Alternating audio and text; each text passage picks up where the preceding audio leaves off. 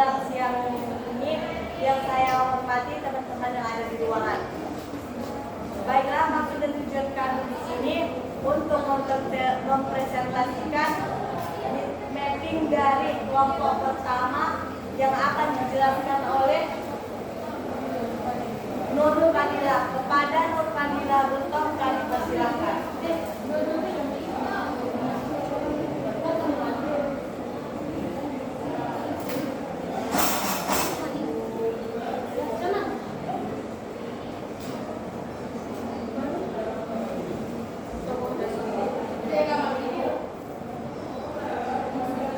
Baiklah, Nur Fadila akan menjelaskan materi dari pertumbuhan dan perkembangan.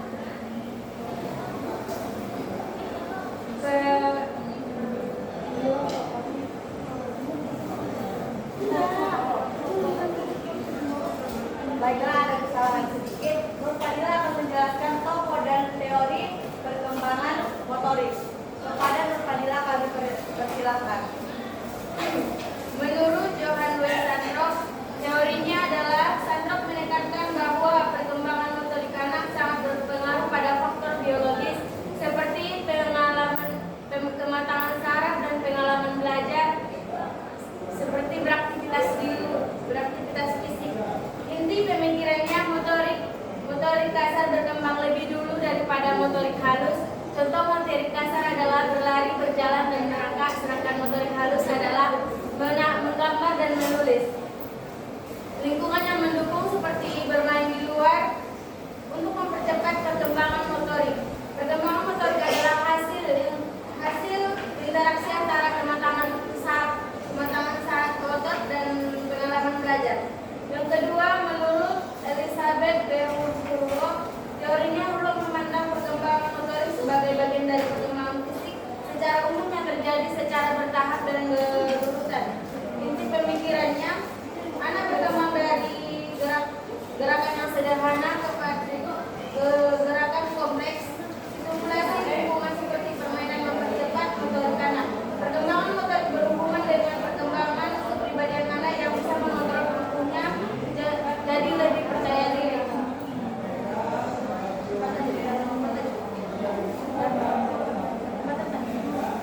Menurut WW, teorinya Lelaki ini terkenal dengan model perkembangan motorik berbentuk tangga atau hierarki. Ada tahap perkembangan motorik 1, gerakan refleks 0 sampai 1 tahun. Yang kedua, gerakan awal 1 sampai 2 tahun seperti berjalan, melempar. Yang ketiga, gerakan fundamental 1 sampai 7 tahun seperti berlari, melompat, dan melempar bola. Yang keempat, gerakan terampil 7 tahun ke atas untuk gerakan olahraga atau seni gerak. Setiap tahap membutuhkan latihan dan penguatan agar berkembang optimal. Yang terakhir, menurut Richard McGill, teorinya McGill fokus pada kontrol motorik dan pembelajaran motorik. Inti pemikirannya, keterampilan motorik dipelajari melalui latihan berulang dan umpan balik. Ada 2 aspek penting. 1, motor skill acquisition, yaitu proses mendapatkan keterampilan baru. Yang kedua, motor skill performance test, penampilan keterampilan motorik. Lingkungan, pengulangan, serta kesadaran diri anak sangat penting dalam mempercepat penguasaan motorik. Baiklah,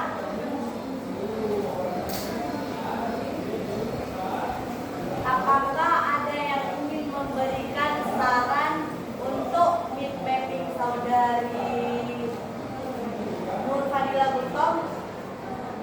Apa membantu dengan kepada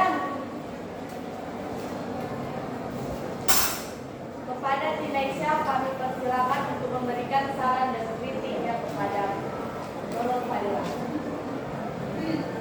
Terima kasih kepada moderator telah sudah saya memberikan kritik dan saran pada anak-anak.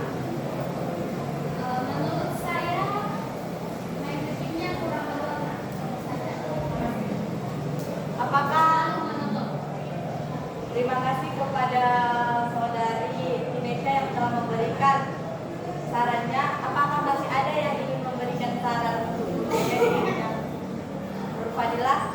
Baik, kami persilakan kepada Intan Salvia.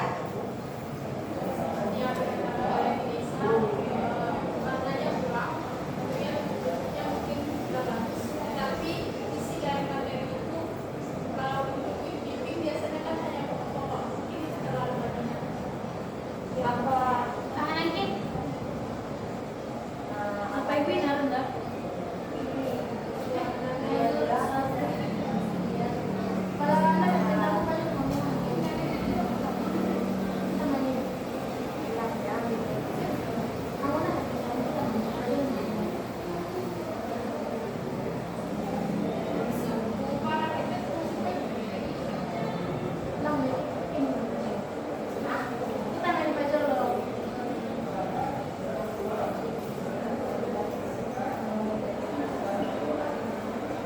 Apakah ada yang ingin memberikan saran kepada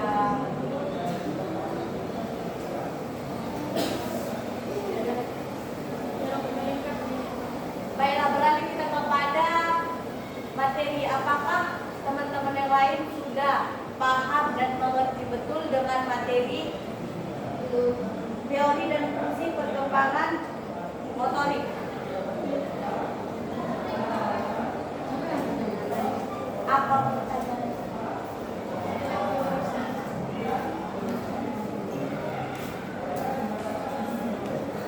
Apakah ada yang ingin bertanya atau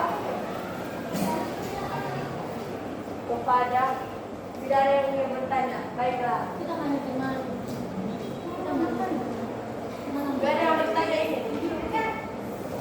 Gak ada yang bertanya? Apakah teman-teman sekalian sudah paham dengan materi yang dijelaskan oleh saudari Nur Fadilah Kultom? Perkembangan. Sudah pernah bertanya.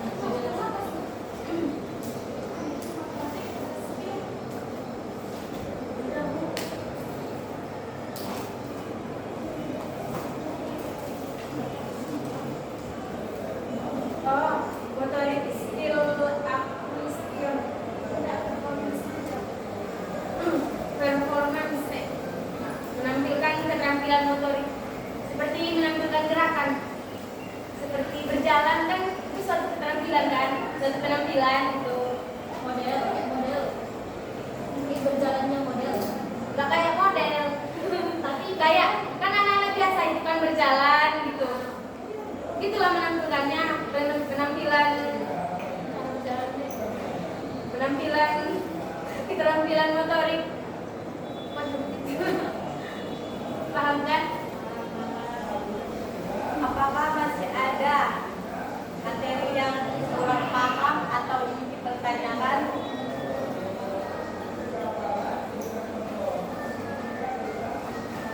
Tidak ada. Baiklah, kita akan beralih kepada materi kedua yang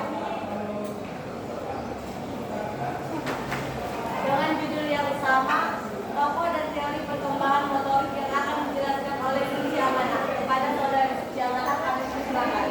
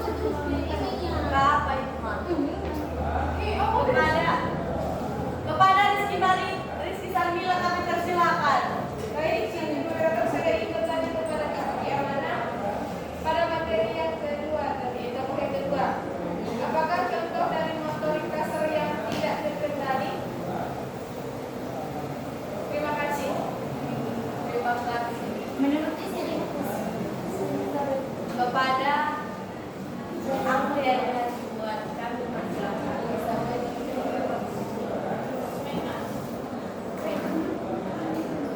tidak pengen nggak pengen mandus. Kita mau aku cuma gini-gini kita mau bagaimana kalau ada peran instruksi yang terdapat pada teori Mendel-Richard. teori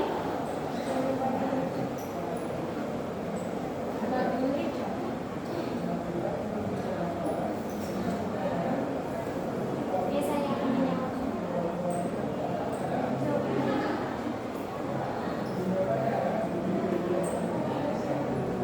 Kita dulunya siapa? Ibu Jeta.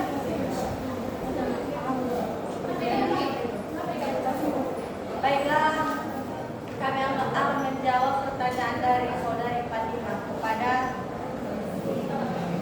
saudari kami silakan. Saya akan menjawab pertanyaan dari Fatimah. Sebutkan contoh tahapan refleks. Contohnya adalah refleks dulu, ketika lutut dipukul, kaki akan terangkat secara otomatis. Ketika lutut dipukul,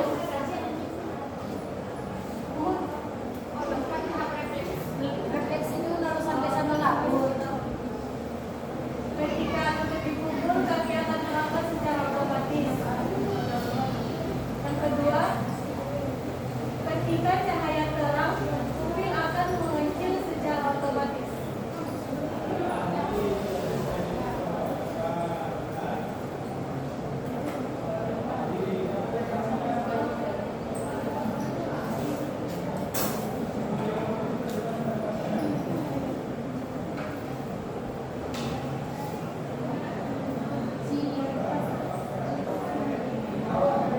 Baik, kami akan menjawab pertanyaan dari saudari Salila. Saya akan menjawab pertanyaan dari Salila. Bagaimana gerakan refleks yang tidak terkendali menurut tahap motorik kasar? Yaitu yang pertama berlari tanpa kontrol, misalnya anak-anak yang masih dalam tahap berkembang motorik kasar mungkin berlari tanpa kontrol yang baik sehingga mereka bisa jatuh atau menabrak sesuatu. Yang kedua, melompat tanpa kontrol. Misalnya, anak-anak mungkin melompat dengan tidak terkendali sehingga mereka bisa kehilangan keseimbangan atau jatuh. Yang ketiga, bergerak dengan tidak stabil. Misalnya, anak-anak yang masih dalam tahap perkembangan motorik kasar mungkin bergerak dengan tidak stabil sehingga mereka bisa terjatuh atau kehilangan keseimbangan.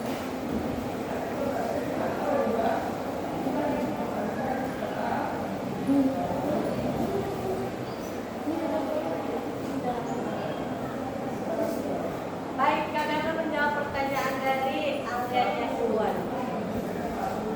Bagaimana peran instruksi yang terdapat pada teori Mendel-Richard? Berikut beberapa peran